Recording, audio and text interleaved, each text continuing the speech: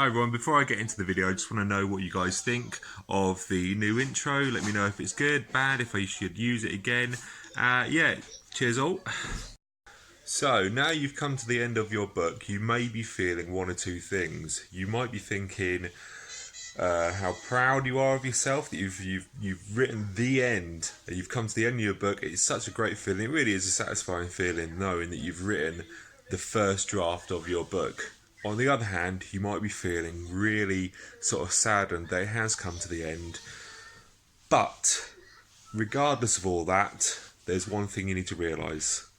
The ending that you've chosen, is it the ending that your story truly deserves? Now, it may seem very strange to think of it that way, but your story has taken months and months, if not years, to write, and that ending really needs to sit well with the rest of the story, okay?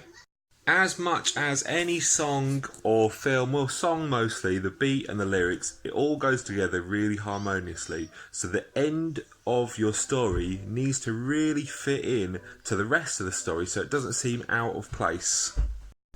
On top of that, you need to know where you're going to go after that, because if you leave it open-ended, ready for a sequel, and a sequel never comes, then it's going to be a bit pointless. Then again, you might leave an actual definitive answer, a sort of it's the answered question of your book.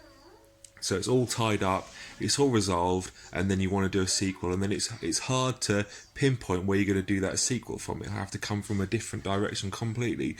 So your ending is, it's crucial that you really nail it, really get it right the first time. Honestly, from experience, I was really pleased with Unbalanced, how it finished, but if I could go back and write the ending again, I would write it completely differently, because I've left it somewhat up in the air, and yeah, it's not the best, to be honest with you, but you live and learn. So, if you're looking for a good example of a decent ending, I don't know if any of you have seen The Usual Suspects with Kevin Spacey before all the Kevin Spacey nonsense started going on.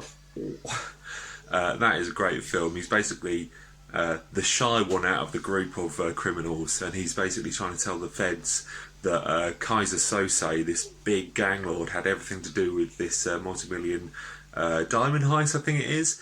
And as Kevin Spacey's running through everything, and then he does the off at the end, completely innocent, and the Fed who's interviewing him starts putting everything together from all the names and stuff off the coffee cups. Kevin Spacey's being just taking things from all around him and putting it into his story, and you know, this Kaiser Sose, who's this completely sort of made up gang lord, but he's the one that's in on it.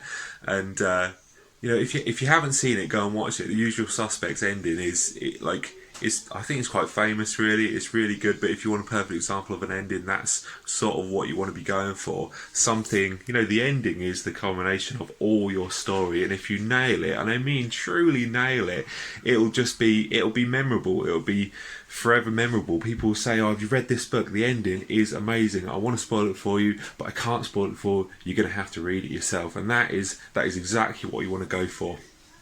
So, yeah, please take your time on your ending. Make sure it's perfect. Make sure it resolves everything. And, yeah, I wish you good luck with your story writing. And it's goodbye from me and Flash today. Goodbye! See you soon!